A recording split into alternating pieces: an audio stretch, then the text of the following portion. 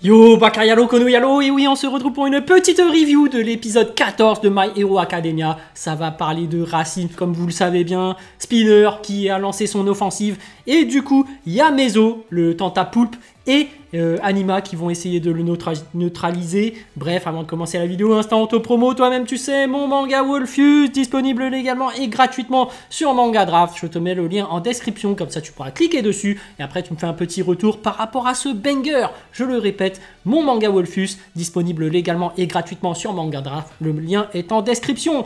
Mais on va parler de cet épisode de My Hero Academia, épisode 14. Et les amis, déjà, il faut dire les termes. Pourquoi est-ce que c'est cet ordre par rapport à cette saison des épisodes qui se passent? Parce que là, je suis désolé, la hype était au sommet.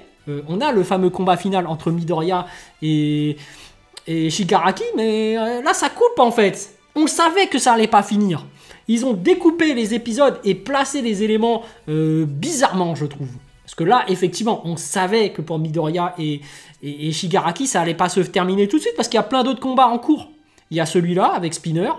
Il y a effectivement encore All for One qui a encore une transformation parce qu'il a une dernière carte maîtresse par rapport à Eri. Et en plus, le frère de Todoroki, il n'est toujours pas achevé. Donc, et c'est ça qui est dommage dans My Hero Academia, c'est qu'ils devraient terminer au moins tout ça. Parce qu'en plus, ils font prolonger. En fait, Todoroki, il avait sorti son attaque ultime avec la croix contre son frère. C'est bon, c'était le moment de clôturer. Là, non, ils ont décidé de faire... Non, en fait, le frère fait pareil. Il y avait une bonne histoire racontée derrière, la morale était bonne, c'était terminé, pourquoi tu clôtures pas tout ça? Effectivement, par rapport à All for One, c'était pareil, Endeavor s'était surpassé, il y avait un truc qui était raconté, et finalement ça continue.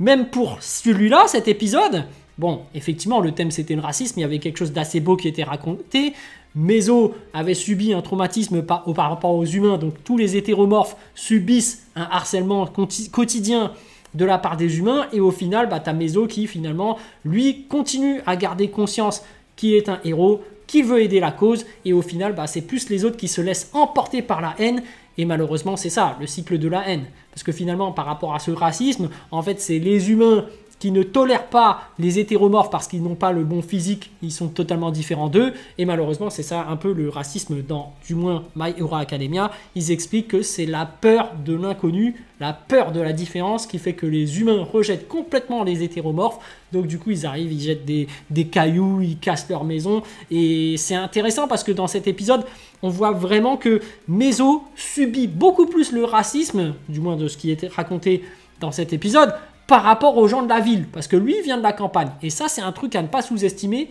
c'est que dans les campagnes, comme il n'y a pas beaucoup d'hétéromorphes, et même dans la réalité, comme tu n'as pas beaucoup d'étrangers au sein des campagnes, tu vois qu'ils subissent beaucoup plus le racisme des gens locaux parce qu'ils sont plus nombreux. Et donc, c'est vraiment un côté biais de tribalisme. Voilà, on va dire que c'est du biais de tribalisme qui fait que les gens s'emportent et vont à la violence. Et c'est un peu ça. Là, à force de subir, les hétéromorphes n'en peuvent plus de subir la haine des humains, donc le rejettent complètement en utilisant eux-mêmes la haine et en manifestant et en allant directement derrière Spinner, qui est le leader de cette cause, et va essayer de reprendre l'hôpital parce qu'ils veulent libérer quelqu'un. Celui qui était capable de disparaître là, celui qui était capable de se téléporter. Et c'est marrant parce que tu as une relation qui est marrante entre Spinner et l'autre. C'est-à-dire que l'autre peut téléporter les gens, mais il s'était fait lobotomiser le cerveau.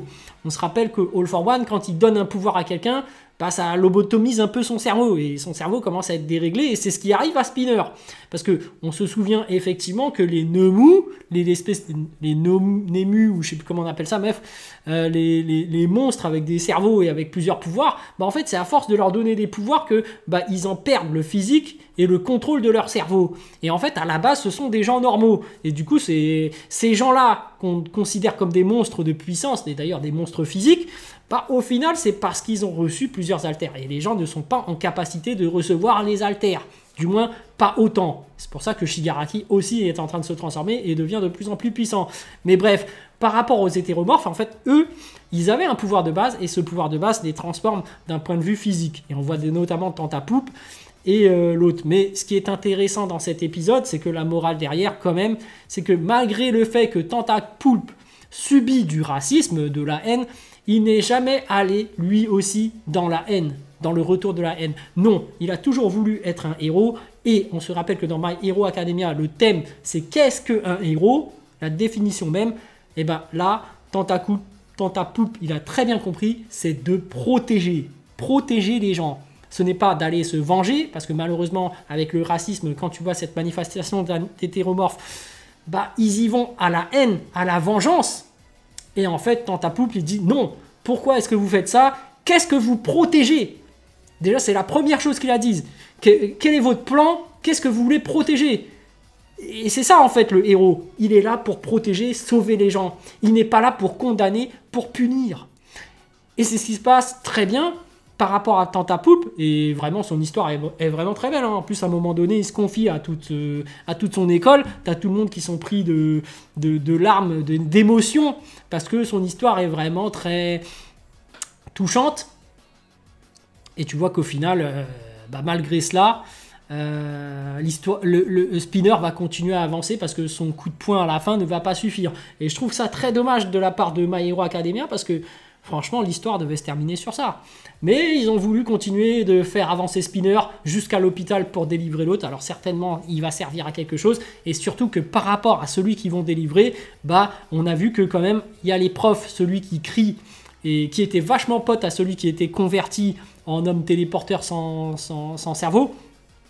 Du coup, je pense qu'il y aura une autre histoire racontée par rapport aux profs, par rapport à leurs anciens camarades. Parce que c'est un moment, ça a été déjà amorcé auparavant et je pense que leur histoire doit être clôturée. Donc c'est pour ça qu'ils vont jusqu'à la fin du sauvetage de cette personne dans l'hôpital pour pouvoir la sortir de là et pour qu'il y ait l'histoire racontée par rapport à lui et que ça se termine bien entre lui et les autres profs. Donc voilà. Mais c'est vrai que du coup, l'histoire de Spinner, normalement, elle est clôturée pour moi. Là, on a vraiment la morale, c'est-à-dire que Tentapoulpe, par rapport à l'autre Spinner, il est capable de protéger les gens. Donc lui, sa vocation, c'est d'être héros. On voit vraiment qu'au cœur de ça, le message, la valeur la plus importante, c'est pas d'aller vers la haine, c'est pas de se venger, mais c'est de protéger, de sauver. C'est ça, être un héros. Et Tentapoulpe, il s'est jamais laissé entraîner par cette histoire de racisme. Même s'il le subit, il n'a pas essayé d'être raciste lui aussi envers les humains. Et c'est ça le problème qui se passe avec les hétéromorphes, c'est que, en fait, comme ils subissent du racisme, eux-mêmes deviennent racistes envers les humains.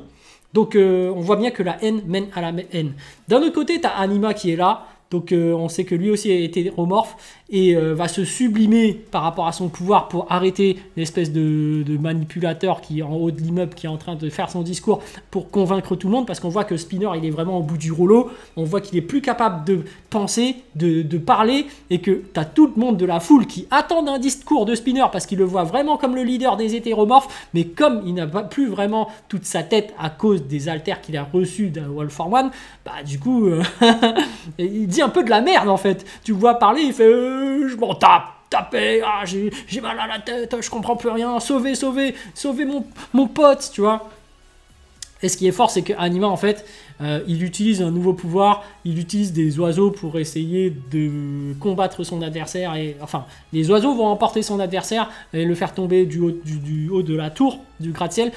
Mais bon, c'est pas si impressionnant que ça, parce que My Hero Academia, avant tout, c'est de la bagarre. Même si là, c'est une belle histoire, on voit vraiment qu'on était sur un climax, sur le combat de Midoriya, avec des bons combats par rapport à Shigaraki, des bons coups, des trucs à 120%, des trucs de dingue. Et le problème, c'est que là, tu vois vraiment l'équivalent de Yamcha, un personnage secondaire qui te sort une attaque random de merde. Tu vois des oiseaux qui arrivent, qui poussent quelqu'un du haut du bâtiment. C'est pas puissant, même si derrière, la morale est super importante. Mais bon, après, il y a le coup de Tentapoulpe, évidemment, le gros coup de poing qui transperce les espèces de cristaux que possède Spinner, mais au final, il meurt même pas. La morale était là, le message était bon, Les émotions étaient là, parce qu'avec la musique, c'est sublimé. Tu vois vraiment que, voilà, t'as le flashback qui te dit, voilà, moi aussi, tout comme toi, j'ai reçu beaucoup de racisme. Tu le vois par rapport aux différentes cicatrices. Nous avons les mêmes cicatrices. La cicatrice qui symbolise vraiment la souffrance, toutes les douleurs qu'ils ont endurées par rapport au racisme. Et au final, moi, je m'en sers pour pouvoir protéger les autres. Même des fois, je m'en cache. Ils le disent, hein, Meso, c'est une belle histoire. Ils s'en cachent pour éviter que les gens interprètent ces cicatrices comme de la haine, comme de la vengeance. Parce que lui, il veut protéger. C'est ça toute la différence par rapport à Spinner, qui lui se laisse emporter par toute sa haine, toute sa rage. Et là, je pose la question, parce qu'on sait très bien que dans la vraie vie, dans le quotidien, il y a du racisme.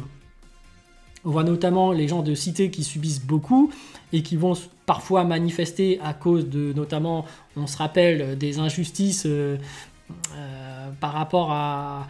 Mais bref, la question qu'on peut se poser, c'est qu'est-ce qu'il faut faire quand tu subis le racisme, surtout quand tu vois que le système est raciste et te fait contraindre de monter dans la société. Je ne sais pas si tu vois ce que je veux dire, mais la question se pose. Est-ce que tu dois continuer à subir et à mourir à petit feu, ou est-ce que tu dois manifester et parfois pour faire bouger les choses, est-ce qu'il faut devenir violent pour pouvoir faire changer les choses? Parce que sans la violence, malheureusement, les gens ne font pas changer les choses. Est-ce qu'on peut vraiment changer les choses de façon pacifique?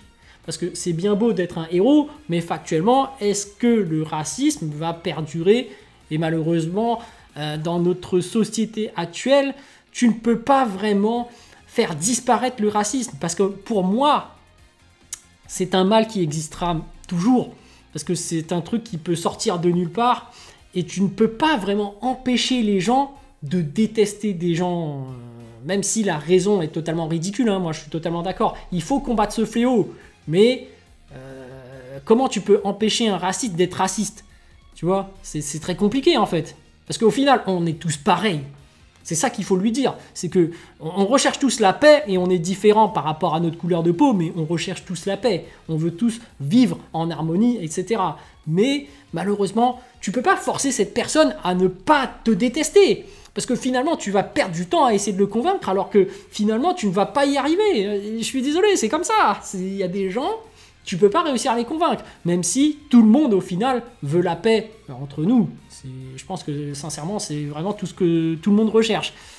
Mais c'est vrai que pour moi, la véritable valeur, à mes yeux, qui est importante, et moi, je pense que je suis un peu comme dans ta poulpe, hein, et c'est pour ça que j'adore les mangas, c'est que au lieu d'aller vers la haine, il faut plutôt aller vers le bien, vers la protection, vers, voilà, devenir un héros. Donc, aider les gens, les protéger. Et puis finalement, pour ce qui est de la punition, on voit bien qu'au final, les sanctions, je sais qu'il y a énormément de gens qui veulent que les sanctions soient augmentées par rapport à tout ce qui se passe. Mais pour moi, ce n'est pas vraiment une solution. Alors, il faut des sanctions, ça c'est certain.